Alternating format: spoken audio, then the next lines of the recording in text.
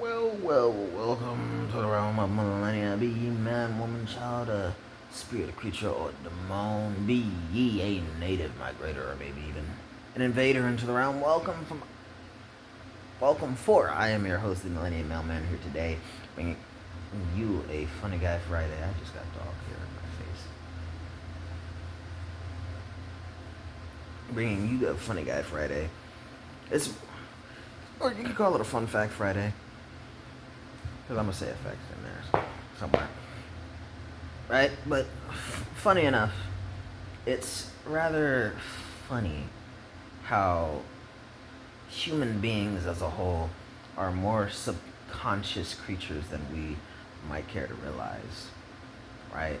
A lot, and dare I say a majority of what you do subconsciously more than you actively do things.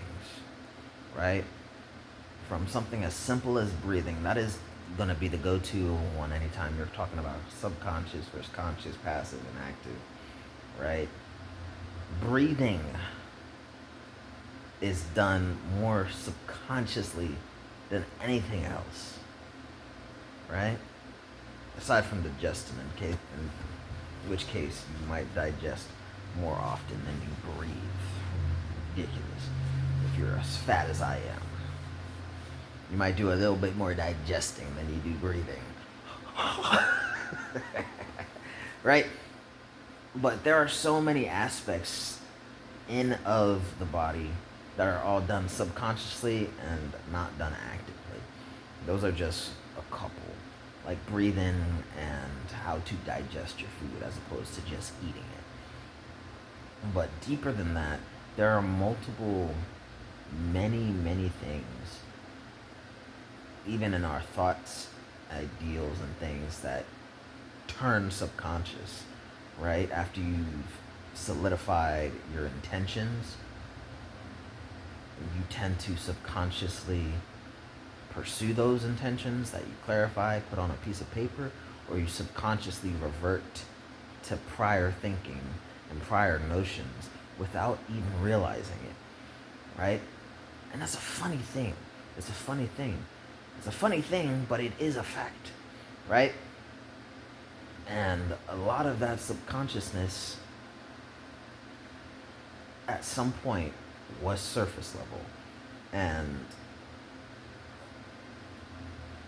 from the outside looking in, especially from a grandiose perspective, it will be easier for, say, a newer generation to be like, hindsight 2020, what's changed from the person you were when you were a kid versus who you are now? Well, a lot has changed. I've been through so much, but what actually has changed? You're still doing this, you're still doing that. Huh. I guess I haven't changed much, have I? No, you haven't. Right? Because you're still the same person subconsciously. You didn't actually change a lot of that stuff, and many more of those finest of details are things you cannot change about yourself at all. Otherwise, you wouldn't be you. It's all subconscious. That's why a lot of people go through so much to try and seek out a psychologist or dare test their hand in hypnosis, because having a psychiatrist or psychologist or any one of those come out and assist them just verbally or medicationally or through medication is just going to be something that they're not going to be able to stick with. So like, hey, it just, rather than have all the talkers ruin my mentality and break me, how about you just change me, Mr. Hypnotist, right? Because I need the subconscious to activate. And that is something you're going to be good at or suck because you're a hoax. It's subconscious, right? And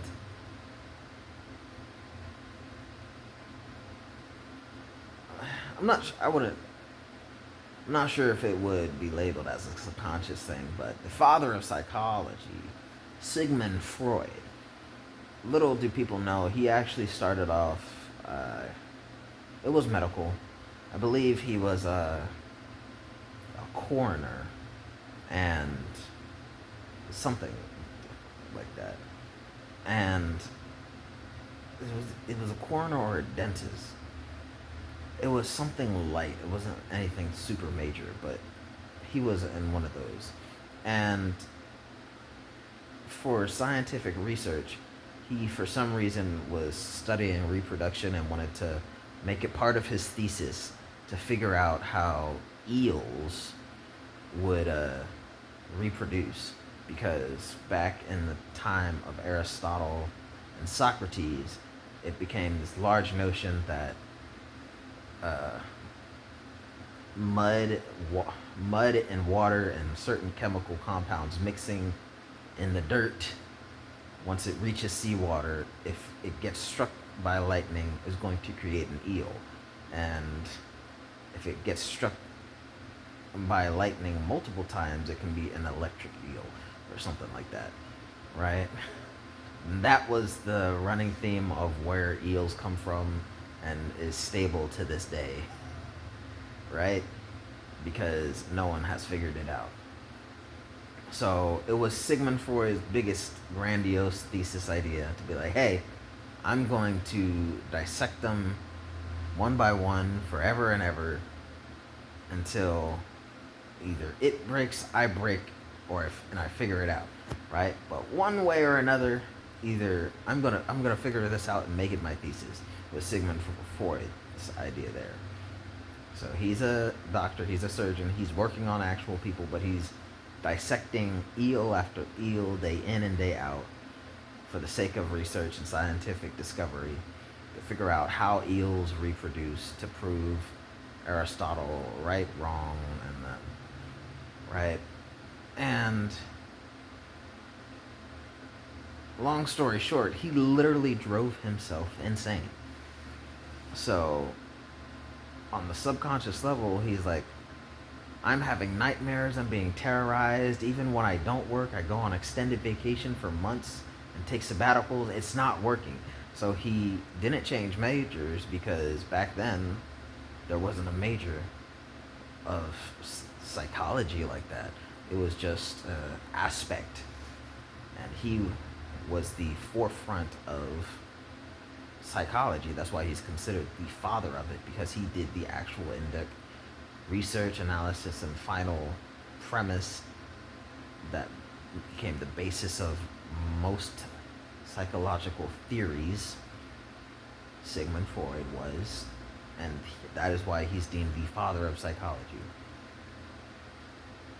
But ultimately, he he did all that just to conquer his own nightmares and fears so that he could go back over there farming eels so he could dissect them and figure out. Because yes, Sigmund Freud went through all that in his early life, became the father of psychology in his midlife, and after getting his Nobel Prizes and all that, he, in his later years, gave up pursuing psychology for the most part. Not entirely, but for the most part, and he went back to farming electric eels and dissecting it to his dying day. He went back to dissecting eels that gave him his nightmares and horror stories that he basically invented psychology to get over. Sigmund right? It's Funny Guy Friday, right? So Sigmund Freud basically made up an entire school of thought based on psychology to figure out how to get in the proper mindset and mental space to study how eels are born.